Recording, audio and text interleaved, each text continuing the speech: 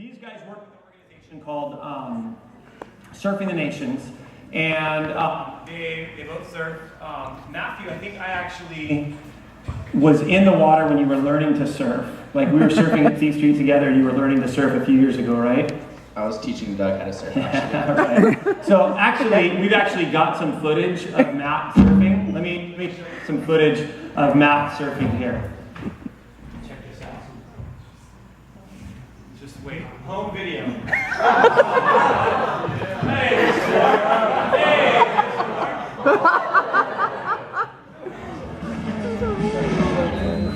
Here we go. Maybe he'll make this one.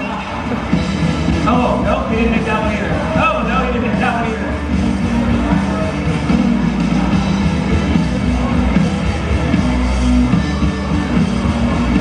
I made that one.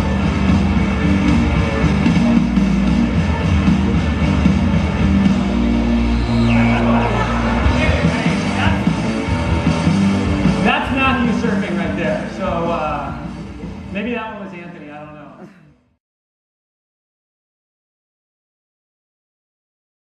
Yeah, so Surfing the Nations, we're a nonprofit humanitarian organization. We're based in central Oahu, so we do live in the Hawaiian Islands. We're about 15 minutes from the North Shore. Surfing the Nations, we do a lot of different outreaches within the Hawaiian Islands. They are focused a lot to the youth, and then also we have a feeding program. We feed between 600 and 700 people every single Thursday, so we go down there. And then we do a lot of just international work as well. So we go to Indonesia, we go to Sri Lanka, we go to the Philippines, we go to Bangladesh, we go to the Middle East. And then in the end of July, beginning of August, we're going to be going for 10 days to North Korea for a 10-day surf trip. So that's something to look forward to. But we're humanitarian surfers. Our motto is Surfers Giving Back, so that's our main purpose, is we like to give back to people, because surfing is a sport that's pretty known for just take. We just want to take waves. We want to get what we can out of a surf spot and then leave it, but we like to be able to leave a lasting and a positive impression on just different nations around the world, and then also in the Hawaiian Islands. But that's kind of a brief description of Surfing the Nations. How did you end up with a surfing organization, and what do you do with them? So basically, after college, I got a job working in Santa Barbara for an orthopedic surgeon. I went into my major, which was athletic training. I was working, doing some awesome stuff in Southern California, working for the AVP, and I was on the medical staff for working pro beach volleyball tournaments, so working with the Olympic beach volleyball players, and but I just wasn't really, I was making good money and stuff, but I was pretty miserable.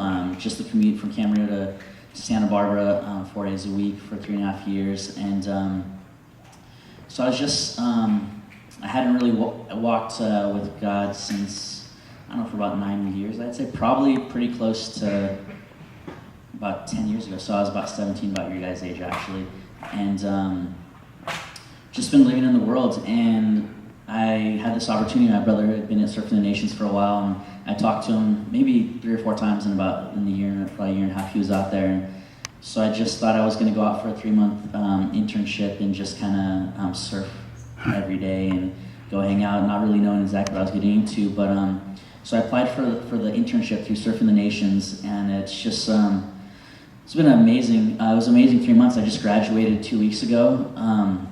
We do so much stuff, like my brother was saying, helping the community out.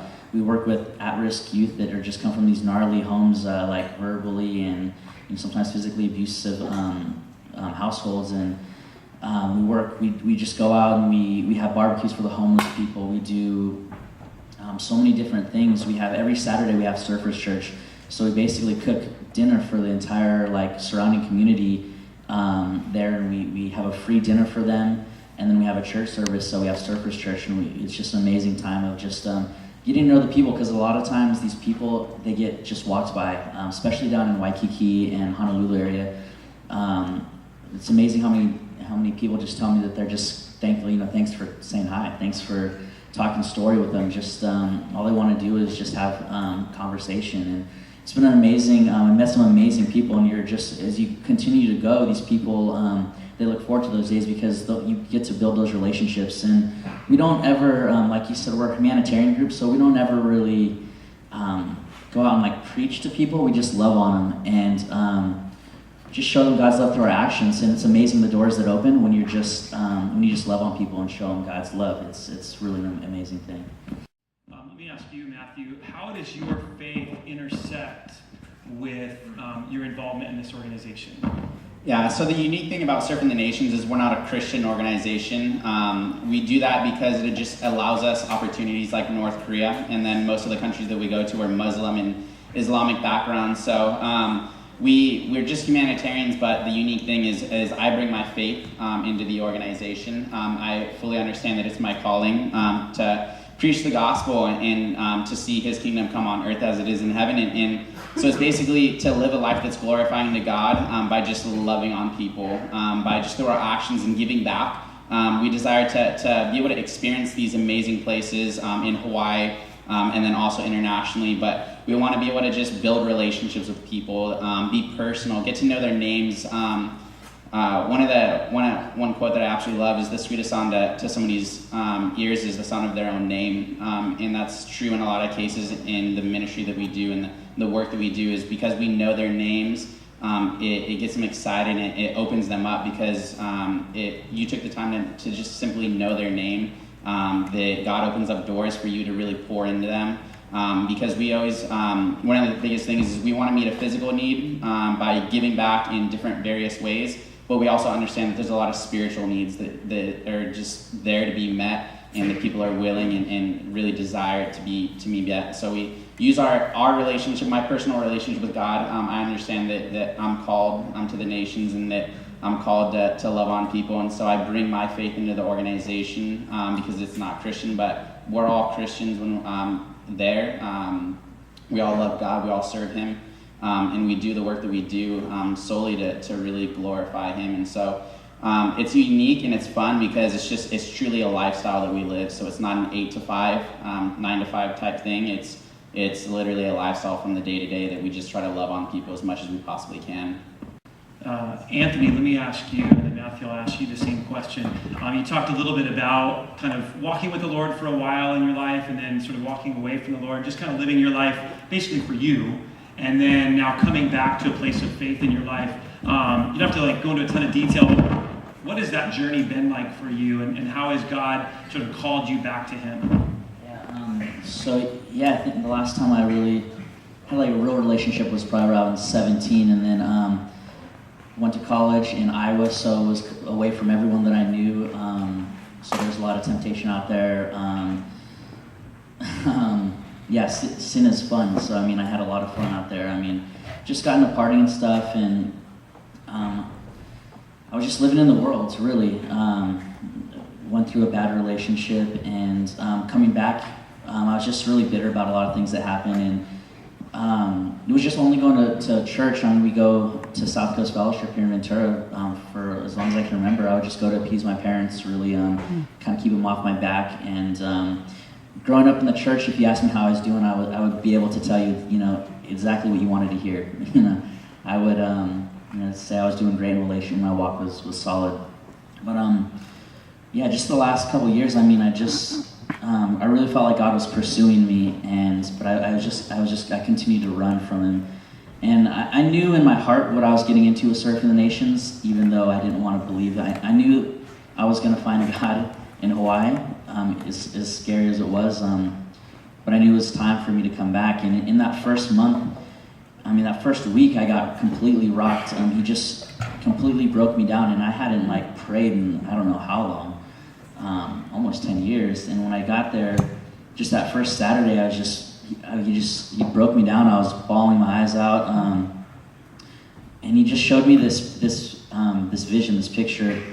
And I don't get pictures or verses or anything like that, but it was so vivid. He showed me that I was just being rained on, right there as I was worshiping him, just giving him all these things. And he just told me that every single raindrop that was being showered on me was a prayer from someone that had prayed for me as I was growing up my entire life. And it's just amazing. God cares more about your character than your comfort, and I take that to heart. So if you guys are willing to get out of your comfort zone, you're more than welcome to come and do a 3-month internship with Surfing the Nations. I know that usually after high school is college. So if a 3-month internship isn't possible, then we also have a 1-month program during the summer. It's twice a year. It's called Summer Challenge. You're basically involved with all of our outreaches with our Ulupono, which is our after-school program. That's to thrive on a righteous path. Our YNI surf outreach, where we teach kids how to swim and how to surf. To our Feeding the Hungry program, to every aspect of Surfing the Nations you guys are involved with. You're there for 1 month living in community. You guys do a lot of different cultural experiences, so you guys will learn how to shape surfboards. You guys will go surf and snorkeling and kayaking. I'll take you guys out sailing and all kinds of fun stuff, but it's a great way to get a taste of Surfing the Nations. I would like to officially invite all of you guys to Hawaii. I know it's not that great of a place, but you guys are more than welcome to come out. If you don't know how to surf, that's awesome. Surfing the Nations, you don't have to know how to surf, so we will teach you there if you don't know. And if you already do know, then come surf some of the best surf breaks in the entire world. Because I know on Instagram you guys were expecting John, but you might see him out in the water if you go out there. So Kelly, Slater, all those guys. So we have Summer Challenge and internship. There's